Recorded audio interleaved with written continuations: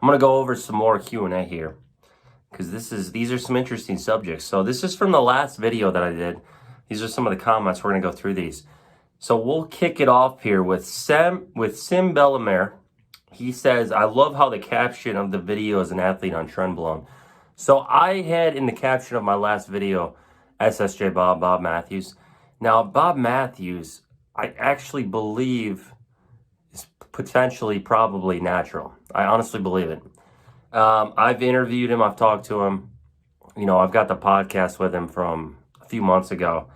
And I really think he could, you know, potentially be natural. I really do. He's got some crazy strength. He's obviously, his strength level is insane. I think he's around like a 782 pound squat, 782 pound squat, 355 kg.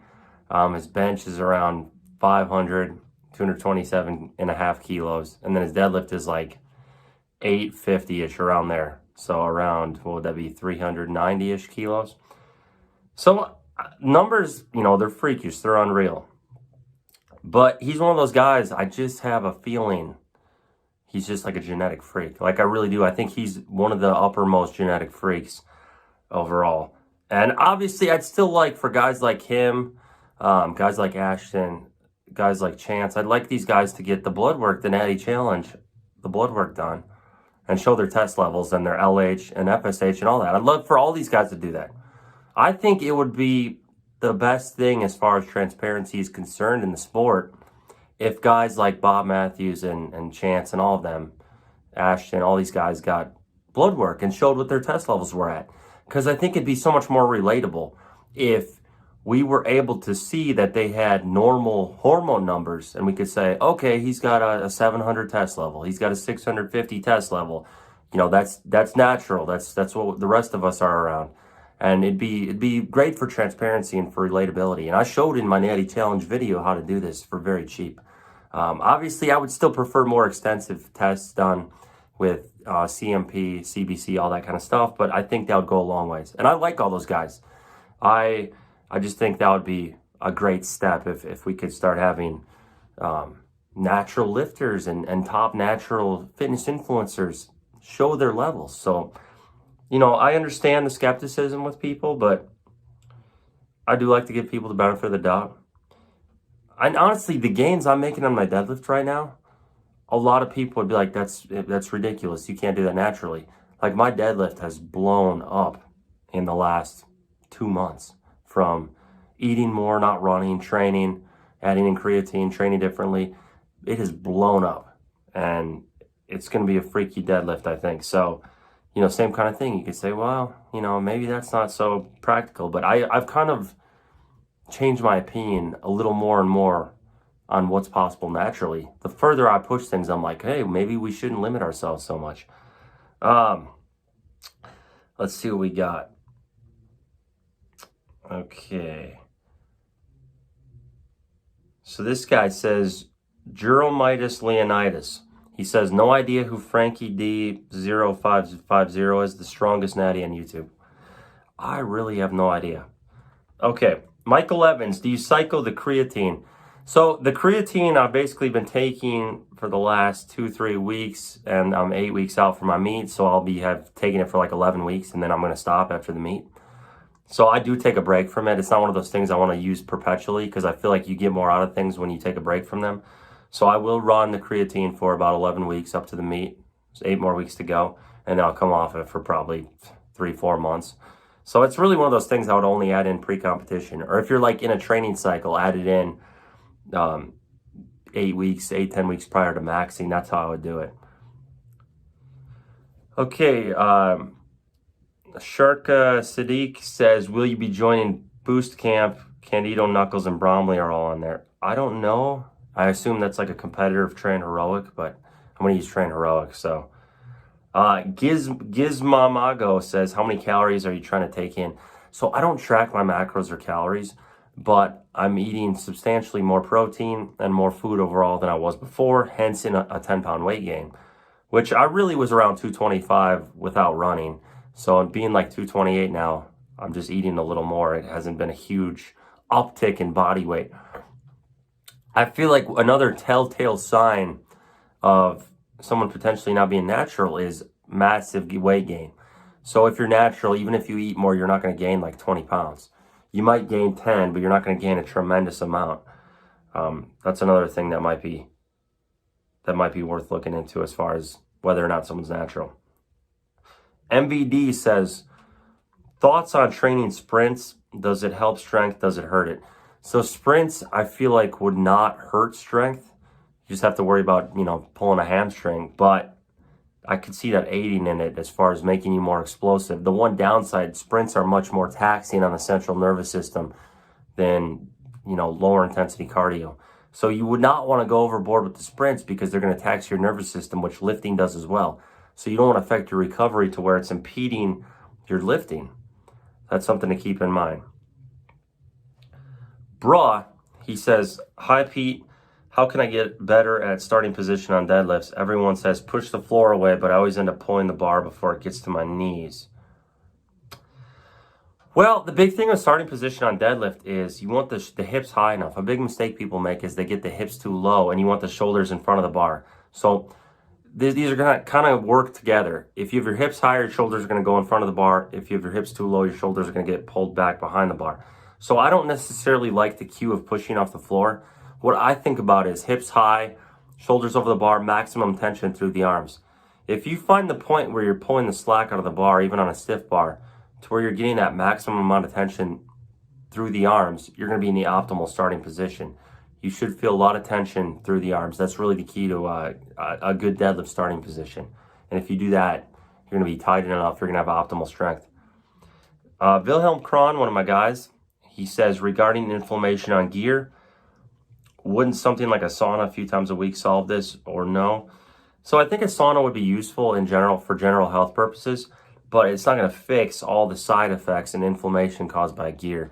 Gear is going to be whole systemic inflammation throughout the whole body, and you're not just going to be able to fix that easily. I think it's just one of those things you have to deal with when you're on gear. Even if you eat a perfect diet, even if you do things to manage inflammation through your training, through deloads, things like that, I think a sauna is good for health, but it's not going to fix the inflammation you get from gear. So this guy, Let's Die Gaming, says he has 4 Tennessee State records in the USPA for the 75 kilo class, 165 pounds. He feels like his strength gains are at a plateau. Do I think it would be better to go up a weight class for the next competition or stay and progress at the same weight class? Easy answer. Go up in the weight class. Gain weight. Go up. This is one of those things. Don't worry about your weight class. Try to be stronger. Even if you look at the best competitors, they don't worry about their weight class. They try to get stronger and they do better with that. You could make the argument as far as John Hack, but most of us are not John Hack. Just try to get stronger overall. Go up to 181. You're going to be way better off for it. Eden Attic, another one of my guys, says, you're taking in more beef and eggs now and say you're feeling stronger. Some people say eating a lot of beef and eggs can be bad for you because of cholesterol. It would be interesting if you end up seeing this change in your labs in the future. So when I dropped the statin, which I did think got me stronger from dropping it, and added in the beef and eggs, my cholesterol did go up. I think it was like 150 something on the last panel, my LDL. It's tricky to say as far as cholesterol, how much of a role it plays, because there's a lot of people who'll do a calcium artery coronary score to check the plaque in their arteries, and they'll be at a 0. They'll have no plaque, even from eating, lots of beef and dietary cholesterol and all that kind of stuff. So they've proven dietary cholesterol doesn't influence blood cholesterol, but saturated fat can, which there's saturated fat in beef and stuff. So I don't know. I kind of try to balance it out. I don't try to go crazy with the beef intake. I do a pound a day, but my cholesterol levels are elevated. So it's one of those things. I'm more interested in lipoprotein little a. Lipoprotein little a is one of those things that's been big time elevated for me. And I have researched that saturated fat lowers lipoprotein little a. So I'm going to get my lipoprotein little a checked in December on my next blood panel. And I'm going to be curious to see if the saturated fat has brought that down, because that's almost a more concerning metric for heart attacks and things like that than LDL cholesterol. So there's just a lot of conflicting research right now on whether LDL is the end-all be-all of heart health. So spring piston rifle fever, lone wolf strength training. He says, good video, Pete. Have you ever heard of the Vince Gironda 36 eggs a day diet? Before steroids were widely used in the medical field, They used to have burn victims consume 36 eggs a day because of the steroid-like effects on the human body to rebuild tissue. And bodybuilders picked up on this, and they used this diet. And I have heard of this diet. Vince Gironda was like the original guy. I've done it before. I was doing that for a period of time. I have no desire in eating 36 eggs a day. Like, I think you have to not be so extremism in everything. I've gravitated more towards balance as I've gotten older. Like, instead of having these extreme like diets of crazy amounts of eggs and meat and all this, I'm like, it's better to have a little moderation. So I have 5 eggs a day. I have a pound of beef a day. So I'm not full on doing carnivore. I'm not full on doing, okay, I can't do carbs, I can't do grains. I'm doing, jasmine rice, 5 eggs a day, a pound of beef. So I mix it up. You need to have balance. When you're a young guy, you always gravitate towards extremes. I'm going to take all the steroids. I'm going to eat 36 eggs a day. I'm going to be extreme. When you get a little older, and I know you're not young, you're an older guy. You're in your, 30s or 40s, I believe. But I find balance is the key. Balance is going to make you happy. It's going to make life, ebb and flow better. It's when you get to these extremes that life doesn't go as well. So I don't believe in 36 eggs a day. You got to have a balance. And I think from a health standpoint, balance is better overall too. It's not to say one thing's bad, one thing's good. Eggs are bad, meat is good, or eggs are bad, meat is bad. Vegetarian way is the way to go. Like, you gotta have a balance. JDM guy says, what do you think about Mike Mentzer's approach to bodybuilding, and do you think it has merit with strength training such as powerlifting? Mike Mentzer was known for a HIIT approach where he would do like one heavy set for each exercise. And my problem with this would be the intensity ranges might be too high to where you would burn out sooner. You hit your peak sooner as far as strength is concerned. So in my training now, I don't like to necessarily push to max reps on sets a lot of times. And I don't like to do heavy singles all the time. I like to manage the intensity ranges. So I try to manage my intensity ranges so they're not crazy high. So I don't think it's the optimal approach, but I could see it working to an extent.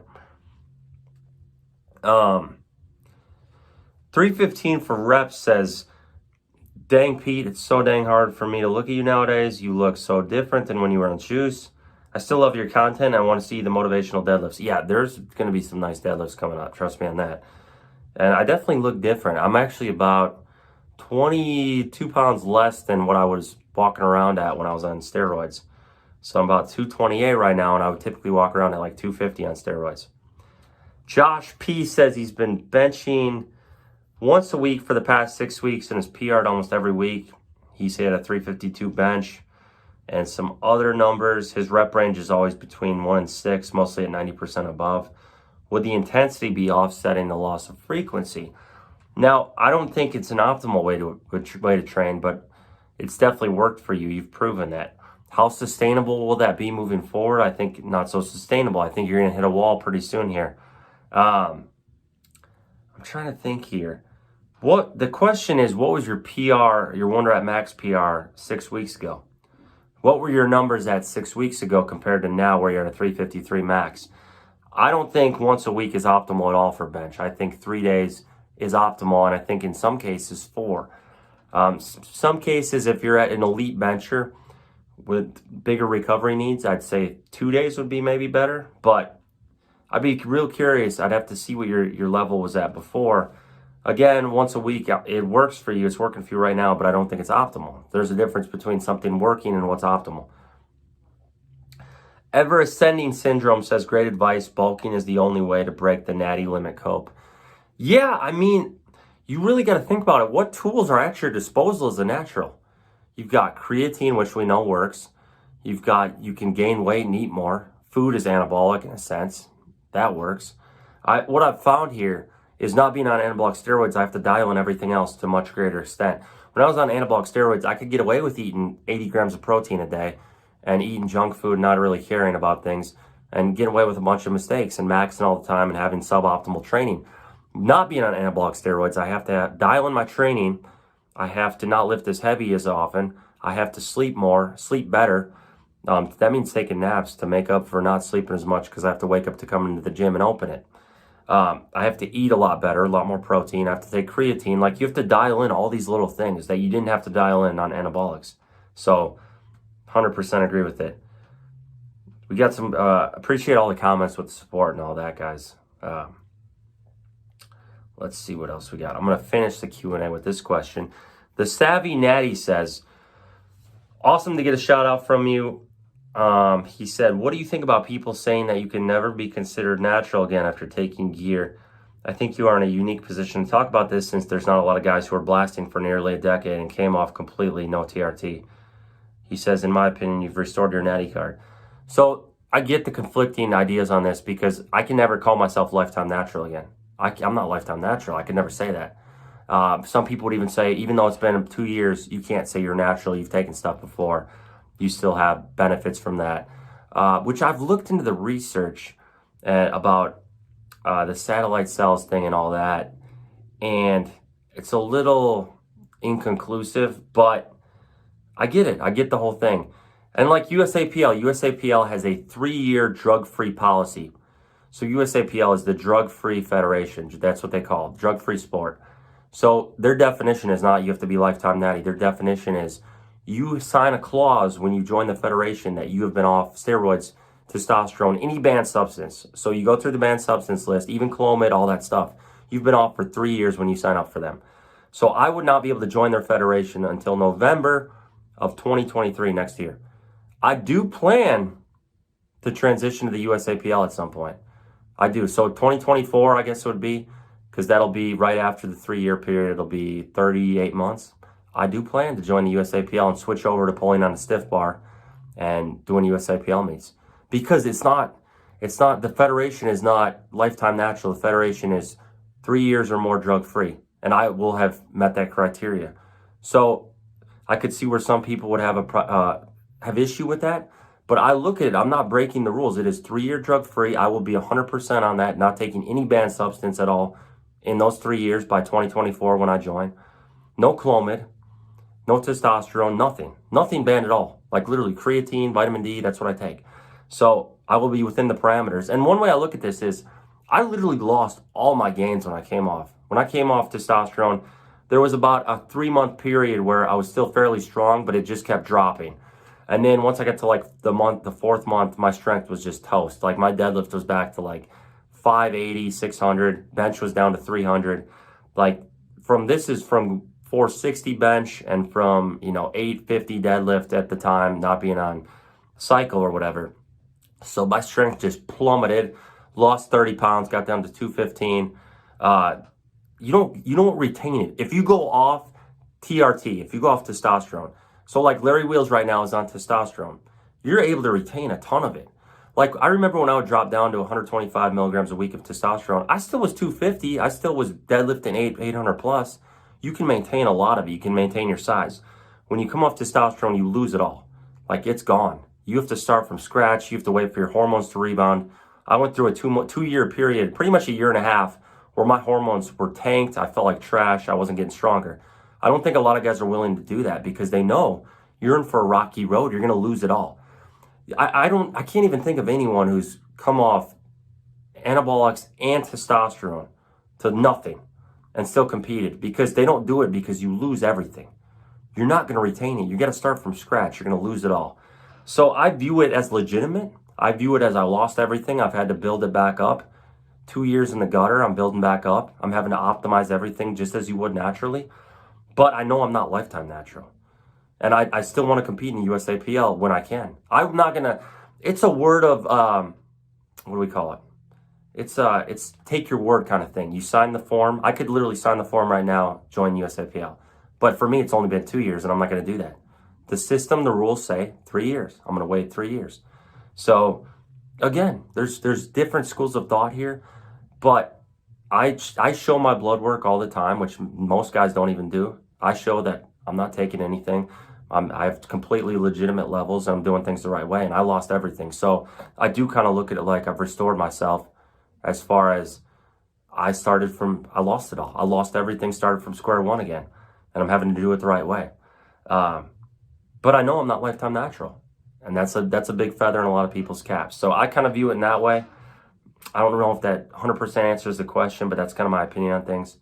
So if you guys like the video, subscribe, please. It helps the channel. Like the video. comment, keep leaving questions. I will keep answering questions as long as you guys keep asking questions. I will post more training footage. I'm 8 weeks out. Things are going great. And if you're interested in coaching, shoot me an email at prstrength1@gmail.com. I'll put that link in the description. I got a Train Heroic program coming out soon as well if you don't want one-on-one coaching. So appreciate it, guys.